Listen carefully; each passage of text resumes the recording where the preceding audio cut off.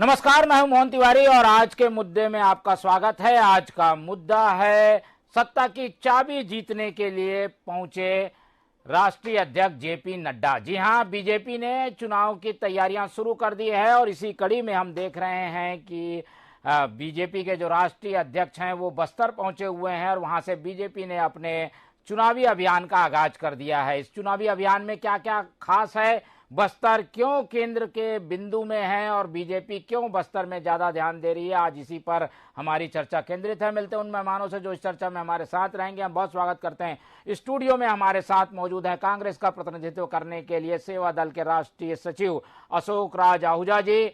भाजपा का प्रतिनिधित्व करने के लिए हमारे बीच मौजूद हैं अल्पसंख्यक आयोग में बड़ी बड़ी जिम्मेदारी संभाल चुके तौकीर रजा जी। इसके अलावा वरिष्ठ पत्रकार के रूप में समीक्षात्मक नजरिए से बातों को समझाने के लिए हमारे साथ जुड़ रहे हैं उचित शर्मा जी। तो तीनों मेहमानों का हम स्वागत करते हैं और ये चर्चा शुरू करते हैं क्योंकि छत्तीसगढ़ के चुनाव में बस्तर की खास एक अहमियत है। पहले चरण का चुनाव यहाँ होता है, यहाँ से जो हवा बनती है उसका असर पूरे छत्तीसगढ़ में पड़ता है और इसीलिए सारे नेताओं का फोकस बस्तर है। और जब जेपी नड्डा वहां पहुंचे हैं तो क्या कुछ होगा, क्या प्रतिक्रियाएं हैं, ये जान लेते हैं। सबसे पहले बीजेपी की ओर रुख करते हैं। तौकीर जी, आप लोग ने फोकस किया हुआ है बस्तर में। बस्तर में आप लोगों का सुपड़ा साफ हो गया था 2018 में, उपचुनाव भी आप लोग हार चुके हैं, लोकसभा चुनाव भी हार चुके हैं। तो बस्तर ऐसा क्षेत्र है जहां पर बीजेपी है ही नहीं। अब नड्डा जी आए हैं, क्या कुछ बदलेगा? देखिए मोहन जी, ये बता दूं कि ये तो वक्त की बात है। अब 2023 में आप देखेंगे हमारे मोदी जी ने जो मोदी मित्र बनाने का जो मंत्र दिया है और मोदी जी मित्र बनाए जा रहे हैं, उसका असर पूरे छत्तीसगढ़ में दिखेगा और 2023 में भारतीय जनता पार्टी की पूर्ण बहुमत की सरकार बनेगी। रही बात अभी वो जो वहां पर सारी जो घटनाएं हो रही है, हमारे नड्डा जी अभी गए भी थे, उन्होंने श्रद्धांजलि देखी। हमारे राष्ट्रीय अध्यक्ष की ये खूबी है कि वो हमारे यहाँ जो भी राष्ट्रीय अध्यक्ष बनता है हमारा नीचे से ऊपर तक पहुंचता है। कोई डायरेक्ट किसी को मनोनीत करके ऊपर से बैठाला नहीं जाता है। तो ये बहुत नीचे से आए व्यक्ति हमारे माननीय राष्ट्रीय अध्यक्ष जी हैं और बाकायदा जैसी उनको खबर लगी कि हमारे जिला उपाध्यक्ष नारायणपुर की हत्या हो गई साहू जी की, तो तत्काल वो वहां पर पहुंचे भी हैं और बाकायदा उन्होंने संतान दिया और बोला भी उन्होंने कि देश का 18 करोड़ हमारा जो भारतीय जनता पार्टी का कार्यकर्ता है वो सब उनके साथ है और पूरी पार्टी उनके साथ लगी हुई है। एक तरीके से सिंपैथी कार्ड खेलने की कोशिश की गई है, ये भी आरोप लग रहा है। इस पूरी सभा में ज्यादा जोर इसी बात पर दिया गया कि दो घटनाएं हुई हैं, दोनों भाजपा कार्यकर्ता थे, उनके यहाँ गए, उनसे मिले, बताने की कोशिश है कि नक्सली घटनाएं बढ़ी है। नक्सली घटनाएं तो आप उठा के देखिए, पूरा रिकॉर्ड उठा के देख लीजिए। जब कांग्रेस सरकार रही है तब तक नक्सली घटनाएं बढ़ी हैं। कांग्रेस की जब सरकार शुरू से रही है और कांग्रेस सरकार में ही नक्सली पैदा हुए हैं। ये पैदा कहां से, पहले उनका इतिहास उठा के देखिए। इनको पाला पोसा किसने है? ये पाला पोसा भी इन्होंने ही है। तो आप उठा के देखिएगा, आपको समझ में आएगा। रही बात सिंपैथी की, सिंपैथी वाली क्या बात होगी? एक राष्ट्रीय अध्यक्ष है और हमारे कार्यकर्ता के यहाँ अगर कोई शोक होगा और राष्ट्रीय खासतौर पे वर्तमान कार्यकर्ता पदाधिकारी हमारा अगर कल कोई गोली मारे, कोई घर में जाकर बाकायदा बाजू में जाकर गोली मारे, ये कानून व्यवस्था का मजाक बना के रखे छत्तीसगढ़ सरकार, भूपेश बघेल की सरकार जो है। आप जाके देखिए, आज हर जगह कोई गोली चला रहा है, कोई कल तक चाकू चला रहा है। चाकू जो आज तो रोज हो रही है, कहीं कोई रेप कर रहा है, कोई कानून का बिल्कुल कानून का तो कोई देखने वाला नहीं है। ये स्थिति बना के बैठे हैं। गृह मंत्री कहाँ है? गृह मंत्री जैसे पद में बैठे व्यक्ति, गृह मंत्री का तो नाम लेने वाला कहीं नहीं है। तो ये स्थिति है आज यहाँ पर, अराजकता की स्थिति बनी बैठी है और कानून तो कहीं पर है नहीं। तो बहुत बुरी स्थिति है और आने वाला समय बहुत जल्दी आपको बताएगा। 2023 में पूर्ण बहुमत की जब हमारी सरकार आएगी तो हम बताएंगे कि जो कानून है किस तरह से पालन हमारा करता है। बिल्कुल, तो बस्तर पर फोकस कर दिया है बीजेपी ने और चुनावी अभियान वहीं से शुरू हुआ है। जेपी नड्डा के आने के बाद काफी उत्साहित भी दिखाई दे रहे हैं बीजेपी। लेकिन कांग्रेस क्या सोचती है? मुख्यमंत्री का भी बयान हमने कुछ देर पहले सुना।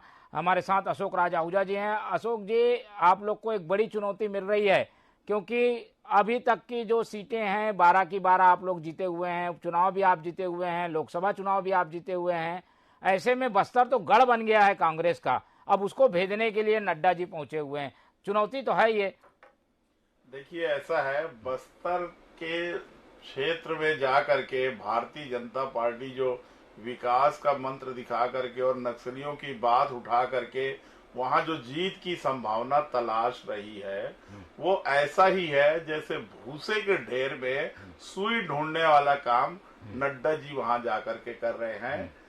नक्सली समस्याओं की बात ये करते हैं, ठीक है, किसी के भी साथ अगर घटना होती है वो घटना दुर्भाग्यपूर्ण है, खेदजनक है, लेकिन मैं पूछना चाहता हूं भारतीय जनता पार्टी के 15 साल के शासन में जो नक्सली घटनाएं लगातार आए दिन होती थी और वहां के लोग परेशान थे, छत्तीसगढ़ के लोग परेशान थे, बस्तर को और छत्तीसगढ़ को नक्सलियों के नाम से ये 15 साल जाना जाता था और बहुत दूर जाने की जरूरत रही है। झीरम घाटी में जो कांड हुआ उसमें रमन सिंह जी की सरकार थी और हमारे बड़े बड़े नेता उसमें शहीद हो गए थे।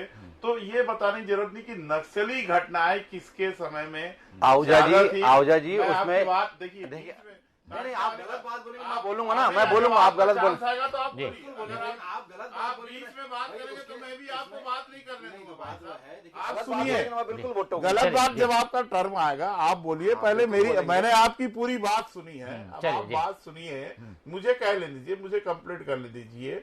तो ये जो बस्तर में विकास मंत्र और मंत्र की चाबी ढूंढ रहे हैं तो ये भूल गए हैं कि 12 की 12 सीटें बस्तर की कांग्रेस के पास में है, लोकसभा सीट कांग्रेस के पास में है, 3 उपचुनाव हुए हैं वो कांग्रेस वहां पर जीत की आई है और केवल बस्तर ही सत्ता की चाबी नहीं है। बस्तर में तो हमारे लोकप्रिय कांग्रेस अध्यक्ष मोहन मरकाम जी स्वयं वहां मोर्चा संभाल के बैठे हैं और दूसरा जो सरगुजा हमारा जो चाबी है सत्ता की, वहां टीएस सिंहदेव जी मोर्चा संभाल के बैठे हैं। मैं नहीं समझता कि छत्तीसगढ़ में अब भारतीय जनता पार्टी को कहीं से घुसने का रास्ता मिलेगा और निश्चित रूप से जैसे मैंने पहले भी कहा कि अब की बार 75 पार वो हम पार इस दावे की सच्चाई का जवाब लेंगे तौकीर जी से भी, लेकिन एक बार रुक कर लेते हैं हम उचित शर्मा जी की ओर। शर्मा जी, आपका विश्लेषण क्या कहता है? आदिवासी वर्ग का पूरा समर्थन जो है वो कांग्रेस की ओर अब तक दिखाई दिया है, ऐसे में क्या ये 8-9 महीने में परिस्थितियां बदल सकती हैं और इसीलिए बीजेपी के सारे नेताओं का दौरा लगातार बस्तर हो रहा है? देखिए मोहन जी, मैं इस बात में थोड़ा सा पीछे ले आऊंगा। देखिए, ये तब मोदी जी के 8 साल कार्यकाल को हुए थे, तभी उन्होंने यहाँ पर एक संकल्प उनकी टीम ने लिया था कि जो सीटें 144-45 सीट जो वो दूसरे और तीसरे नंबर पे थे उसको फोकस करेंगे। ये डेफिनेट पूरे मंत्री, पूरे बड़े नेता वही घूम रहे हैं, वही जा रहे हैं जहां पे वो चुनाव हारे हैं। और छत्तीसगढ़ में वो 2 सीट है जहां को भारतीय जनता पार्टी को 2 घाव लगे, डबल घाव लगे। बोलने का मतलब एक कोरबा जो विधानसभा भी हारे और लोकसभा भी हारे, बस्तर विधानसभा भी हारे, लोकसभा भी हारे। आप देखिए कि ये आगाज नड्डा जी ने नहीं किया। आप अगर बहुत गौर से देखें तो ये आगाज जनवरी में जब गृह मंत्री अमित शाह जी आए थे तभी वो कोरबा से तो वो घूम रहे हैं, वो सभी नेता मूव कर रहे हैं। ये इनकी स्ट्रेटेजी का पार्ट है जो मई 2022 में बन गई थी कि हम उस जगह को फोकस करेंगे जिस जगह हारे हैं। हकीकत ये है कि देखिए, भारतीय जनता पार्टी इस समय जो है वो 400 सीट का लक्ष्य रखी हुई है, उन्हें 400 सीट पहुंचना है। अब देखिए, ये राजनांदगांव तो गए नहीं, सरगुजा तो गए नहीं, रायपुर में तो इन्होंने सभा की नहीं, ये वही जगह फोकस कर रहे हैं जहां पे चुनाव हारे हैं और वो भी डबल घाव वाली जगह पे, खासकर कोरबा और बस्तर। तो ये उनका प्रयास है। वहां जाके ये अपनी उपलब्धि बताते हैं, मोदी जी की उपलब्धि बताते हैं, इस बीच ये आंकड़े भी भूल जाते हैं। हालांकि मैं कांग्रेस का प्रवक्ता नहीं हूं, लेकिन मैं फिर भी कहूंगा कि गलत बयानबाजी किए हैं नड्डा जी कि 4 सालों में नक्सल हमले बढ़े हैं। हकीकत यह है कि नक्सल हमले कम हुए। ये मैं नहीं कह रहा हूं, ये सरकारी डेटा कह रहा है। वही दूसरी बात ये कह रहे हैं कि तौकीर जी कह रहे थे कि तमाम घटनाएं नहीं हुई थी। हिंदुस्तान के इकलौते सीएम है डॉक्टर रमन सिंह, जिन्होंने सबसे ज्यादा श्रद्धांजलि दी हमारी फोर्स को और हमारे लोगों को। सबसे ज्यादा श्रद्धांजलि देने वाले सीएम वो रहे हैं। अब हम इनके वक्त 15 साल भी तो रहे हैं, लेकिन जी 15 साल रहे हैं। अब इनके वक्त ये कह रहे हैं कि नक्सल समस्याएं कम हुई थी और कांग्रेस की तरफ बढ़ गई है, तो क्या मैं मान लूं कि इनकी तरफ संधि थी इनकी कि ये रहेंगे तो नहीं होगा? नक्सलियों को इन सब चीजों बातों से कोई मतलब नहीं कि सरकार किसकी है। हकीकत ये है कि अभी जो 4 साल है उसके भी मायने ये है कि वो अपनी तैयारी में है, जो वहां से इनपुट मिल रहा है, जो वहां की खबरें आती है, जो वहां के पत्रकारों से चर्चा करने के बाद मिले कि नक्सली घटनाएं जो कम हो रही है वो अपनी सरकार कर रही है ना। आप वहां जाके कीजिए, आप वहां जाके बात तो कीजिए कि वहां चल क्या रहा है, चलिए वहां समझने की कोशिश कीजिए। राजनीतिक रूप से अगर असर की बात करें तो इन दौरों से कितना असर होगा शर्मा जी, क्या आपका मानना है? फायदा मिलेगा, वो अपने लोगों को ऊर्जा कर रहे हैं, ऊर्जा दे रहे हैं, वो एकत्रित कर रहे हैं, वो उन जगह सीटों को फोकस कर रहे हैं जहां पे उनकी हार हुई है, वो ऊर्जा भर रहे हैं। मोदी जी के कार्यकाल में क्या क्या हुआ, उनकी सरकार 8 साल में 9 साल में उन्होंने क्या क्या किए, क्योंकि उनके पास बताने के लिए वही है। मोदी जी के बल पे ही ये बताने नीचे इनके लिए, इनके पास रीजनल, आप देखिए कि इन लोगों के पास रीजनल फोर्स नहीं है, रीजनल चेहरा नहीं है किसी भी जगह। ये मोदी जी का एक बड़ा चेहरा लेके रीजनल चुनाव में जाने के प्रयास करते हैं, चाहे हैदराबाद के मेयर चुनाव में भी आप देख लें। तो मेयर चुनाव में भी जब प्रधानमंत्री की बात होने लगे तो आप ये समझ लो कि इनके पास रीजनल कोई चेहरा नहीं है, तो वो मोदी जी को लेके आते हैं। मोदी जी इनका एक चेहरा है जो सभी चुनाव में इनके लिए। चलिए तौकीर जी, अब 2 महत्वपूर्ण बातें आ गई। एक तो नक्सलवाद की समस्या, उसकी तुलना आप लोग के पिछले कार्यकाल से होगी, और ऐसे में जब कम घटनाएं अभी हो रही हैं, ज्यादा घटनाएं पहले होती थी, तो सवाल तो पूछा जाएगा भाई कि नक्सलवाद को नियंत्रण तो सरकार ने किया है, इसका क्या जवाब है? आप लोग कोशिश तो कर रहे हैं पर नक्सलवाद का जवाब नहीं है आप लोग के पास। नक्सलवाद का जवाब तो वही है ना, हमारे जो केंद्र की सरकार है वो लगी हुई है कहीं ना कहीं, और जांच एजेंसी जो है आपके, जो हमारे जांच एजेंसी के साथ सारी हमारे जो केंद्रीय गृह मंत्री जी इस मामले में लगे भी हुए हैं। मैटर वो नहीं है, मैटर ये है कि जैसे अभी जो जितनी चीजें घटनाएं दिख रही हैं कहीं ना कहीं इनके साथ ये जुड़ा हुआ है। पहले क्या होता था कि जो नक्सली जो होते थे वो दिखते नहीं थे, आज कहाँ हैं? आज इनके बीच में दिख रहे हैं। आप नक्सली को छोड़िए, आप जो नक्सली को हम मूल रूप से बोलेंगे माओवादी जो कम्युनिस्ट हैं वो कहाँ हैं? अर्बन कम्युनिस्ट कहाँ पर बैठे हैं आज? अर्बन कम्युनिस्ट को अब फिर से मैं वही बोलना चाहूंगा, पहले भी मैंने बोला है कि अर्बन नक्सली को माननीय भूपेश बघेल की सरकार ने अपने यहाँ ओहदों में देकर बैठाल के रखा है, पाल के रखा है। क्यों पाल के रखा है भाई? आपकी सारी सूचनाएं वहां से लीक हो रही हैं, सारी सूचनाएं वहां पर बताई जा रही हैं। सारी नाम मैं नहीं लेना चाहूंगा, जो चीज है समझदारी वाली बात है। अगर इल्जाम लगाए तो इल्जाम को बाकायदा समझना भी सीखना पड़ेगा, क्योंकि देखिए दुनिया बेवकूफ नहीं है कि जो अगर कोई मान लीजिए कोई गलत कर रहा है, चाहे शहर में हो चाहे ग्रामीण में हो, तो उसके पीछे सारी गतिविधियां लोगों को पता रहती है। आज नहीं तो कल वो साबित होगा। रही बात हमारे सिंपैथी लेने की, अब इन्होंने कहा कि सिंपैथी कोई किसी भी चीज की कोई सिंपैथी लेने के लिए वहां नहीं बैठा है। देखिए अगर कोई हमारे परिवार में घटना हो जाती है तो वो तो जाएगा ही ना उनके बीच में, और ये तो घटना नहीं, इन्होंने तो हत्या करी है खुलेआम जाकर वहां पर नक्सलियों ने। तो क्या मैसेज देना चाह रहे हैं? ये मैसेज देना चाह रहे हैं कि यहाँ भूपेश बघेल की सरकार है और हमारे पास कोई कानून व्यवस्था का राज नहीं है, हमारा राज है। तो ये क्या कहना चाह रहे हैं? ये तो कहना चाह रहे हैं ना। आज देखिए आप जितनी बहू बेटी की इज्जत लूटी जा रही है, रेप कांड हो रहे हैं, या जितने कलते चाकूबाजी हो रही है, या लूटपाट हो रही है, डेली हो रही है, इतना ज्यादा, और इसके पहले कोई इतना तरस नहीं रहा। तो कानून व्यवस्था तो भच पड़ी हुई बैठी हुई है यहाँ पर। तो ये इसको समझना पड़ेगा। रही ये जिस टाइप से शर्मा जी भी ये सब बातें बता रहे हैं, तो आंकड़े आप उठा के देख लीजिए, आंकड़े जो है सारे आंकड़े जो है आपको उसको सामने साबित हो जाएंगे। अशोक राज आहूजा जी, ये भी जो है तुलना लोग करेंगे बस्तर में, क्योंकि आप लोग हर जगह जीत चुके हैं, निकाय चुनाव तक भी आप लोग का कब्जा है, तो बीजेपी वहां कोई है नहीं, ऊपर से नीचे तक आप ही लोग हैं, तो जवाब भी आप लोग को देना है हर छोटी बड़ी चीजों का। तौकीर भाई जो है वो खिसियानी बिल्ली खंबा नोचे वाली कहावत को चरितार्थ करने की कोशिश कर रहे हैं। हम दोनों की बात छोड़ दे, तीसरे पक्ष उचित शर्मा ने भी बता दिया कि सबसे ज्यादा पुलिस वालों को, जवानों को सबसे ज्यादा श्रद्धांजलि अगर किसी ने दी है तो रमन सिंह जी के कार्यकाल में हुई है, और ये पिछले 4 वर्षों से बहुत कम नक्सली घटनाएं घटी है छत्तीसगढ़ में।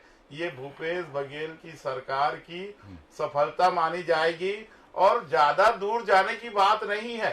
अभी उपचुनाव जो भानु प्रतापपुर में हुआ, तो वही समझ में आ गया कि कांग्रेस की लोकप्रियता बस्तर में आज भी उतनी है। यदि आप आरोप लगाते हैं कि नक्सली घटनाएं बढ़ी हैं, तो क्यों भानु प्रतापपुर के लोगों ने कांग्रेस के ऊपर विश्वास व्यक्त किया? और आप छत्तीसगढ़ में विकास का मंत्र और जीत का मंत्र तलाशने नड्डा जी आ रहे हैं, तो आपका जो चेहरा है भारतीय जनता पार्टी का प्रमुख चेहरा, जिसके ऊपर आप दांव खेलना चाह रहे हैं। हिमाचल में मोदी जी ने कितना प्रयास किया, वहां पर सरकार उनके हाथ से चली गई। तो ये बातें करना व्यर्थ है। देखिए आहूजा जी, अब मैं बीच में कहूंगा, आप हिमाचल की बात कर रहे हैं, आप पुनः देश की बात कर दिया। आप देश की बात करेंगे तो आज कांग्रेस की स्थिति क्या है? वही वाली बात होगी कि भूस के ढेर में सुई ढूंढने के बराबर है। देखिए यहीं पर आप साबित हो रहे हैं। तो वही वाला हाल है, जहां जहां गया सुपड़ा साफ होता चला जा रहा है। आज कांग्रेस को पूछने वाला नहीं है। अब आप सेवा दल से रहे हैं, मैं आपको सेवा दल से जानता हूं। सेवा दल की स्थिति क्या है? आज सेवा दल को भी नाम लेने वाला कोई नहीं है।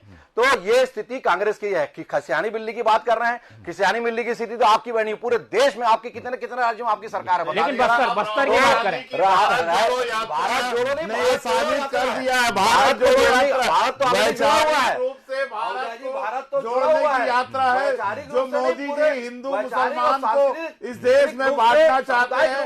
हिंदू मुस्लिम की जो एकता इस देश में बरसों से बनी हुई है, भाई से भाई, हमारे यहाँ गंगा जमनी तहजीब को समाप्त करने की कोशिश जो मोदी जी करना चाहते हैं। राहुल गांधी ने भारत जोड़ो यात्रा करके नफरत के मोहल्ले में मोहब्बत बस्तर पे आइए और उसका असर जो है हिमाचल प्रदेश में दिख गया है। मोदी का वो फार्मूला फेल हो गया है और हिंदुस्तान की जनता भारत जोड़ो यात्रा के माध्यम से 12 राज्यों की जनता ये जान गई है कि कांग्रेस का फार्मूला जो भाईचारे का फार्मूला है, हिंदू मुस्लिम सिख ईसाई आपस में भाई यही फार्मूला जो पहले देखता था अभी आप ही बता रहे हैं कि 75 तो बहुत दूर की बात है, 25 साल बहुत बड़ी बात है। अभी बस्तर पे आइए, आपके सर्वे बता रहे हैं तो बात की बात नहीं बनी। अरे तो मंदिर, हमने मंदिर कहा बस्तर पे बात बस्तर में छोड़ो, क्वेश्चन तो आप ही करते थे, एक भी क्वेश्चन आप ही करते थे। लोकसभा में भी आपको अब गमन जो है आज जो उसका पैसा देने वाले बस्तर पे आइए, बस्तर पे जी, चलिए जी, चलिए शामिल करते आप दोनों को रोकते हुए उचित सर, आज बजट में गोबर योजना को शामिल कर दिया गया है, जिससे ये साबित हो गया है। आएंगे आप लोग, उचित शर्मा जी को रोकते, इस बात को मोदी जी भी मानते हैं। भारतीय जनता पार्टी का आपके पास आप लोग के पास फिर लौटेंगे। उचित शर्मा जी जी, एक एक करके आपसे आएंगे। बस्तर एक अहम मसला है, बस्तर पर बात करेंगे। बस्तर अशोक राज आहूजा जी, ऐसे में बात नहीं हो पाएगी जी। ये बताइए एक करके तौकीर जी चलिए, अब चेहरे पे ही बात आ रही है तो बस्तर के हिसाब से अभी अशोक राज आहूजा जी बता रहे थे कि बस्तर में मोहन मरकाम का चेहरा उन्होंने आगे किया और दूसरी तरफ जो आदिवासी क्षेत्र है टीएस सिंहदेव सरगुजा तरफ से आगे आ गए। लेकिन आप लोग के पास तो चेहरा नहीं है, मोदी जी के नाम पे हर जगह वोट मांग रहे हैं। ऐसे में चेहरे की लड़ाई में तो कहीं भाजपा पीछे नहीं हो जाएगी? क्यों हो जाएगी पीछे? भाई चेहरे की क्या बात है? हमारी सरकार जब भी आती है, हमारे यहाँ जब विधायक दल का नेता चुना जाता है उसमें हमारा चेहरा दिया जाता है। हमारे मोदी जी के नेतृत्व में चुनाव लड़ा जा रहा है और मोदी जी से बढ़कर किसी का चेहरा है क्या? किसी का चेहरा नहीं है, ये बोलने की बातें नहीं, पर स्थानीय लोगों को तो आगे करना पड़ेगा, है ना? आगे क्यों नहीं दिया? हमेशा दिया। हमारे इसके पहले जो प्रदेश अध्यक्ष रहे, हमारे आदिवासी नेतृत्व रहा, कश्यप परिवार, उसके पहले कश्यप परिवार से रहा, चाहे केदार कश्यप जी हमारे अभी भी महामंत्री हैं, वो भी है। आपके चलते रेणुका सिंह जी केंद्रीय मंत्री हमारी आदिवासी नेतृत्व कर रही है, वो है। रामविचार देनताम जी रहे, हमारे विष्णुदेव साय जी रहे। ये क्या है? क्या नेतृत्व नहीं दिया कि इन्होंने? और आगे भी नेतृत्व दिया जाएगा, ऐसा कुछ बोलने की बात है। नेतृत्वहीन हो चुकी है भाजपा कि परिवारवादी हावी है, सिर्फ परिवार को ही दिया जाएगा। छत्तीसगढ़ में कौन सा परिवार हावी है? नहीं, छत्तीसगढ़ में कौन सा परिवार हावी है? छत्तीसगढ़ में भूपेश बघेल किसान नेता के रूप में किसान परिवार रहे, आप मुझे एक चेहरा भारतीय जनता पार्टी का बता दीजिए जिसको आप विधानसभा में अपना चेहरा बताएंगे। अरे बिल्कुल। चलिए उचित शर्मा जी की ओर रोक करते हैं 2 मिनट बस आप लोगों की जी बिल्कुल, आप लोगों की बात हो गई जी। चलिए, दोनों की बात हो गई है, लेकिन बस्तर में पिछला परिणाम क्या दोहरा पाएगी कांग्रेस? एक चुनौती है। और पिछले परिणाम को पलट पाएगी क्या बीजेपी? ये भी एक चुनौती है। तो इन चुनौतियों में कहां देखते हैं उच्च शर्मा जी इन दोनों पार्टियों को आप? देखिए, नो डाउट कि भारतीय जनता पार्टी अच्छे प्रयास कर रही है, मेहनती पार्टी है, बहुत हद तक नीचे स्तर पर जाके अंत में खड़े व्यक्ति तक के संपर्क करने में सक्षम, बड़ा नेटवर्क है, सत्ता है उनकी, केंद्र में सत्ता है, सरकार उनकी है और नीतियों से वो कहीं धनवान है। बौद्धिक स्तर पे नीति रीतियों में, स्ट्रेटेजी बनाने में, रणनीति बनाने में काफी धनवान आप इसको बोल सकते हैं भारतीय जनता पार्टी को। भारतीय जनता पार्टी का टारगेट जो है वो लंबे समय के लिए रहता है। उनके प्रयास 2022 से चालू हो गए 2024 के चुनाव के लिए। बहुत अच्छी रणनीति बनाते तो नो डाउट कि मैं देख रहा हूं, जहां से आप मुझे देखें तो इस बार लोकसभा चुनाव में फिर भी भारतीय जनता पार्टी को नुकसान है लोकसभा चुनाव में, और विधानसभा चुनाव में कांग्रेस को नुकसान है। एक सीधी सी चीजें समझ में आती है कि 5 साल के राज के बाद मुझे नहीं लगता कि भारतीय जनता पार्टी अपनी लोकसभा की सीटें वापस रिटेन कर पाएगी, जो 9 सीटें उनके पास है, क्योंकि भूपेश की रीति नीतियों की वजह से ये सीटें कम होंगी ये डेफिनेटली। और वहीं आप अगर विधानसभा की बात करें तो वापस वो जो स्कोर है 12 का, वो कांग्रेस के लिए एक चुनौती रहेगी। वो चुनौती को पार पाना मुश्किल है, क्योंकि जिस तरीके से बस्तर में, जिस तरीके से एंटी इनकम्बेंसी का चालू, उसका एक लेख भी लिख चुका हूँ, आज मैंने लेख भी लिखा। तो जो व्यवस्था है, जो चीजें हैं, नीति रीति है, योजनाएं हैं, नड्डा वो इनके पास। जी बोले मोहन जी। हेलो जी आवाज आ रही है। जी बोलिए। जी आपको सवाल कर रहे थे मोहन जी। हाँ, अब अशोक राज आहूजा जी की ओर रुख कर लेते हैं। जो आपकी बात से बात सामने आई है कि एक मजबूत तो स्थिति में कांग्रेस है, पर इस बात से भी इनकार नहीं किया जा सकता कि इतनी मजबूत स्थिति में, यानी नीचे से पंच से लेकर हर व्यक्ति यानी लोकसभा का सांसद तक कांग्रेस का है, तो इनकम्बेंसी भी पैदा होती है। इसी इनकम्बेंसी को हवा दे रही है बीजेपी। इसीलिए नड्डा जी आए हैं, लगातार राष्ट्रीय दौरा, नेताओं का दौरा हो रहा है, डी पुरंदेश्वरी का दौरा भी हो चुका है। अशोक जी, तो कैसे इसको, अपने किले को कैसे बचाएंगे? गढ़ तो बन गया, पर बचाएंगे कैसे? देखिए, 22 साल से गुजरात में भारतीय जनता पार्टी की सरकार है। सबने ये सोचा कि एंटी इनकम्बेंसी होगी, लेकिन रिजल्ट ने बता दिया कि वहां लोग आज भी बीजेपी को चाहते हैं। वही स्थिति छत्तीसगढ़ में कांग्रेस की रहेगी। यहाँ आप कितनी भी संभावनाएं भारतीय जनता पार्टी यहाँ तलाश ले, एंटी इनकम्बेंसी लोगों के बीच में नहीं है। एक स्वच्छ और बढ़िया चेहरा भूपेश बघेल जी किसान नेता के रूप में है। छत्तीसगढ़ में किसानों की हितों के लिए जो काम किया, धान का उन्होंने समर्थन मूल्य दिया, राजीव योजना के, न्याय योजना के माध्यम से वो किसानों को लाभ पहुंचा रहे, तेंदुपत्ता के 66-67 फसल उपज वो खरीद रहे हैं, और भी बहुत सारी गोबर की योजना उनकी चल रही है, गौमूत्र की योजना चल रही है। हर तरह से अभी 1 लाख से मीट्रिक टन से ज्यादा धान 23 लाख किसानों का खरीद के उन्होंने छत्तीसगढ़ में आर्थिक स्थिति जो यहाँ मजबूत बना के रखी हुई है, उसका लाभ कांग्रेस पार्टी को निश्चित रूप से मिलेगा। और रही बात भारतीय जनता पार्टी की, न चेहरा है, न कार्यक्रम है, और न नीतियां हैं। जब तक ये तीनों चीजें आप ला करके सामने नहीं आएंगे, आप कांग्रेस का मुकाबला, और मोहन मरकाम जी का सशक्त नेतृत्व हमारे पास में है, शैलजा जी का हमारे पास में आशीर्वाद है, और राहुल गांधी की भारत जोड़ो यात्रा का जो लाभ हमको इस बार मिलने वाला है वो भी हमारे साथ है।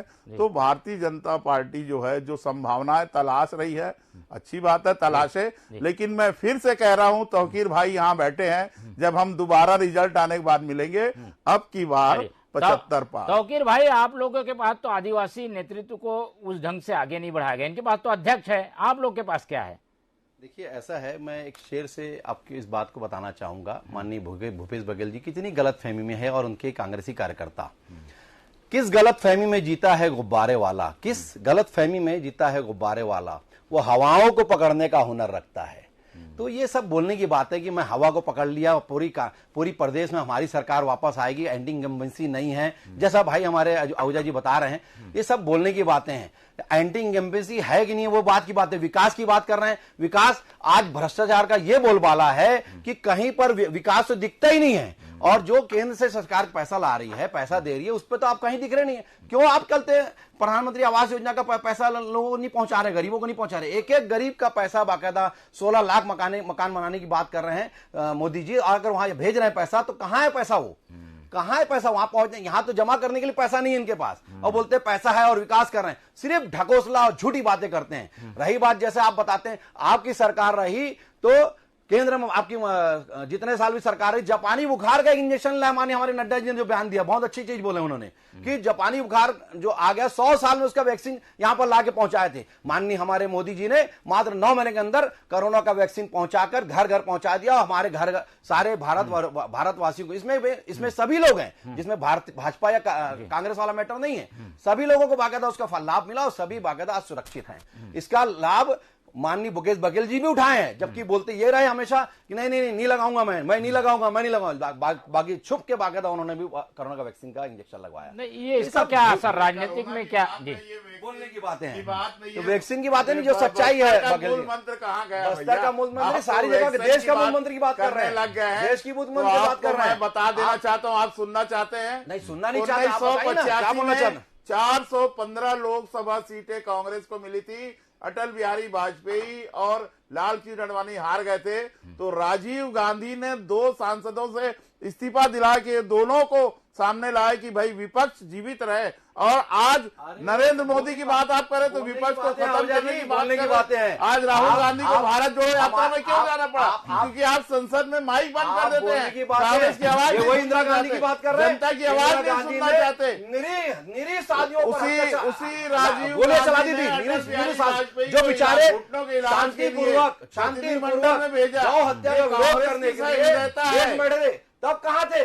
क्या वो आपकी वो प्रधानमंत्री नहीं थी? क्या उनके लिए मानवता खत्म हो गई थी? जो बेचारे सीधे साधे साधु थे, शांतिपूर्वक आंदोलन कर रहे, गोलियां चला दिए थे। बात करते हैं जनता पार्टी बनी थी, भाई पार्टी की बात मत करिए। और अभी आपने बताइए इमरजेंसी किसने लगवाया? डर के मारे इमरजेंसी किसने लगवाया? छत्तीसगढ़ में भारतीय जनता पार्टी इमरजेंसी किसने लगाया? चलिए, किसी को भी अंदर कर दो। वाह भाई वाह। मैं एक अंतिम चलिए बस्तर जी करेंगे क्योंकि भाई अंतिम बात मेरी, बोलिए, बात सुन लीजिएगा, मैं सारी बात सुन रहा हूं। सुन लीजिए, आखिरी बात मैं आपको कहना चाहता हूँ कि भारतीय जनता पार्टी के जो विधायक हैं वो डरे हुए हैं। वो तो दीजिए, डरा हुआ फार्मूला लागू होने वाला है, डरा हुआ कौन है? कटेगी, डरा कौन नहीं मिलेगी। अरे आज ब्रिजमोहन अग्रवाल, आपके राजेश सूरज जैसे लोग 35 घबराए हुए हैं कि हमको टिकट मिलेगी कि नहीं मिलेगी। 35 सीट यहाँ मोदी फार्मूला, 35 गुजरात फार्मूला लागू के डर से आपके विधायक राज की बात कर रहे हैं, नहीं पा रहे हैं। 70 में से 35 सीट गायब हो रही है, आपकी जमीन खसक रही है। आप सारे बात कर रहे हैं, आज भी बयान है नड्डा जी का